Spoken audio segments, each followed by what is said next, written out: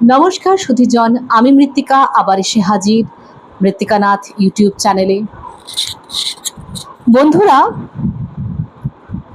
আমার ভিডিও সেকশনে একটি কমেন্ট দেখলাম, আপনি কি বাঙালি? হ্যাঁ বন্ধু, আমি নিশ্চয়ই বাঙালি।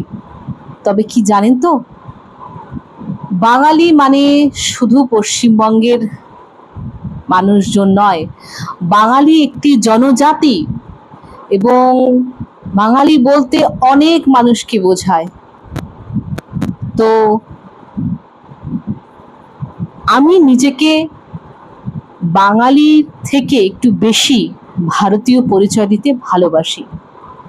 যদি দুটি পরিচয়ের মধ্যে আমার ক্ল্যাশ বেঁধে যায়, আমি ভারতীয় না আমি বাঙালি, তাহলে আমি বলবো যে প্রথমত আমি একজন ভারতীয় এবং তারপরে আমি একজন বাঙালি।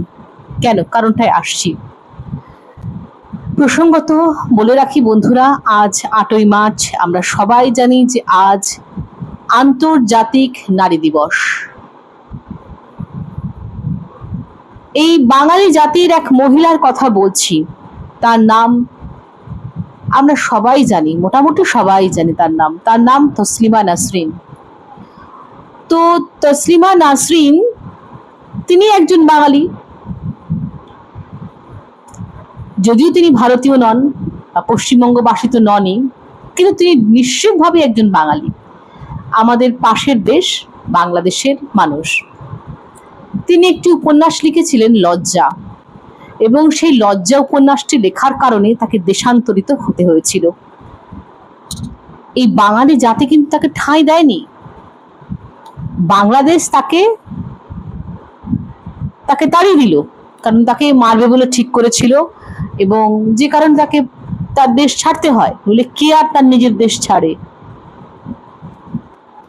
কিন্তু সেই সময় পশ্চিমবঙ্গ সরকার তাকে পশ্চিমবঙ্গের ঠাঁই দেয়নি।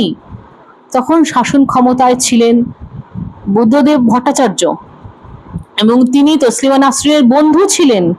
তৎসত্ত্বেও কিন্তু এই বন্ধু বুদ্ধদেব ভট্টাচার্য তসলিমা নাসরিনকে ঠাঁই দিলেন না। তসলিমা নাসরিনও বাঙালি, যারা তাড়িয়েছিল তসলিমা নাসরিনকে তারাও বাঙালি, বুদ্ধদেব ভট্টাচার্যও বাঙালি। দেখুন বাঙালি তো কি হয়েছে, অথচ এই সর্ষের মধ্যে কত ভূত দেখুন তো। সুতরাং এইসব দেখতে দেখতে আমরা বড় হয়েছি, আমরা এমন জেনারেশন, তাই নিজেকে বাঙালি ভাবার আগে আমি ভাবি আমি ভারতীয়। সেখানেও সবটা ঠিক আছে আমি বলছি না, কিন্তু এই বাঙালি আনার থেকে অন্তত একটু বেশি ঠিক আছে, এটুকু আমার মন বলে। এই বুদ্ধদেব ভট্টাচার্যের আমলে অনেক কিছু হয়েছে, শুধু বুদ্ধদেব কেন, জ্যোতি বসুর আমলেও হয়েছে। হতে হতে যখন শেষ পর্যায়ে আমরা গিয়ে দেখছি তাপসী মালিক গণধর্ষণ এবং হত্যাকাণ্ড, সিঙ্গুর আন্দোলন,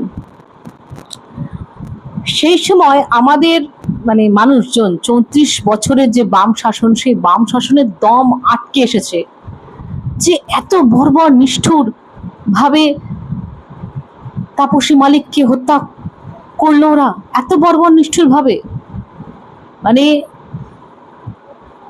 তাপসী মালিক সেই সময় রাজনীতি করতেন, তৃণমূল করতেন, সেই সময় তৃণমূল করাটা একটা অপরাধ ছিল।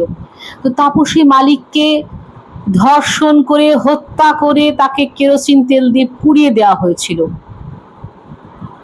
এবং সেটা ঘটেছিল বাম শাসন আমলে।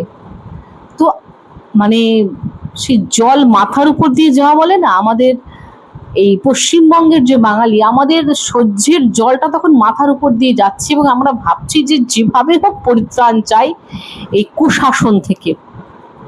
তো তারপরে ইতিহাস সবারই যারা 2011 সাল মাসনাদের পরিবর্তন এলো, এবং এলো একজন মহিলা মুখ্যমন্ত্রীর হাত ধরে।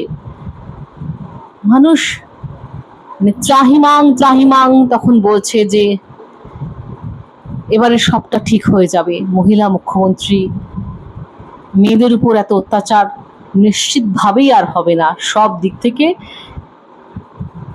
সুজলা সুফলা শস্য শ্যামলা হোক বা না হোক, অন্তত এই নারী নির্যাতন এই যে বিষয়টি, নারী নিরাপত্তা এই যে বিষয়টি, এখানে অন্তত একটি রিমার্কেবল প্রোগ্রেস দেখা দেবে। এটা একটা সবাই জেনারেল এক্সপেকটেশন ছিল সেই সময় 2011 সাল। এইভাবে দিন যাচ্ছে খুব তাড়াতাড়ি, মানে এত তাড়াতাড়ি ছন্দপতন যে ঘটবে কেউ দুঃস্বপ্নেও ভাবেনি। তারপর কি হলো?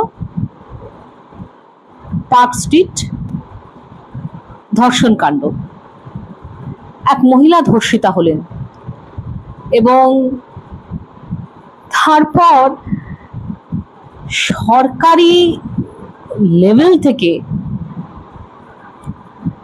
সেই মহিলার গায়ে এমন সব ট্যাগ লাগানো হলো, সবাই স্তম্ভিত। দেখতে দেখতে 2013 সাল, কামদুনি গণধর্ষণ এবং হত্যাকাণ্ড। 2013 সাল, আজ থেকে 13 বছর আগের ঘটনা, এবং সেই সমস্ত অপরাধীরা আজও সাজা পায়নি। সেই কামদুনি নিয়ে যারা লড়াই করছিলেন, সেই মৌসুমী কয়াল আর সেই রীতা কয়াল, তারা তো মাওবাদী আখ্যা পেয়ে গেলেন।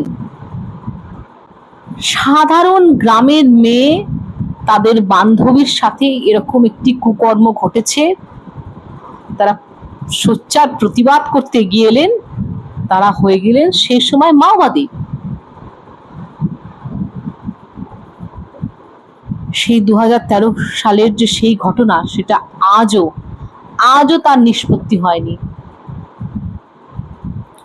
এরপরে যদি কোনোদিন নিষ্পত্তি হয়ও, মানুষের মনে শান্তি আসবে কি? ইংরেজিতে একটা প্রবাদ আছে, জাস্টিস ডিলেড, জাস্টিস ডিনাইড। মানে যে বিচার দেরি করে হয়, ধরে নেওয়া হয় সেই বিচার ঘটেইনি। এক্ষেত্রেও তাই নয় কি? এবং আমাদের সহ্যের জল, জানি না আর কি কি ঘটলে এবারেও মাথার উপর দিয়ে যাবে। আমাদের সহ্যের যে কফিন, তাতে কিন্তু শেষ পেরেক অলরেডি পোঁতা হয়ে গিয়েছে। সেটি ডাক্তার অভয়ার ক্ষেত্রে। একজন ডাক্তার নৃশংসভাবে তাকে ধর্ষণ এবং হত্যা করা হলো, এবং মানে ওপেন সিক্রেটের মতন, সবাই বুঝতে পারছে যে এটা ওই শুধু একা সঞ্জয়ের কাজ না। সবাই বুঝতে পারছে, শুধু সঞ্জয়কে ফাঁসি কাঠে ঝোলাবার জন্যে এই তাম দেশ দুনিয়ার মানুষ এত আন্দোলন করেনি। কিন্তু আন্দোলনে কিভাবে জল ঢালতে হয় সেটাও আমরা দেখলাম। আন্দোলন ধামাচাপা পড়ে গেল, ঘটনা ধামাচাপা পড়ে গেল। কিন্তু অনেক সময় জানবেন যে আগুন চাপা দিলেও না, ভেতরে ছাইয়ের মধ্যে আগুন ধিকি ধিকি করে জ্বলতে থাকে। এই যে অসন্তোষের আগুন, সত্যি কি নিভেছে এই বাংলায়? আমি পশ্চিমবঙ্গ যে বাংলা, সেই বাংলার কথা বলছি। অসন্তোষের আগুন কি নিভেছে? নেভেনি। একটি ঘটনারও আজ অব্দি সুবিচার হয়নি। তাহলে কিসের নারী দিবস? কিসের এই ন্যাকামি? কিসের?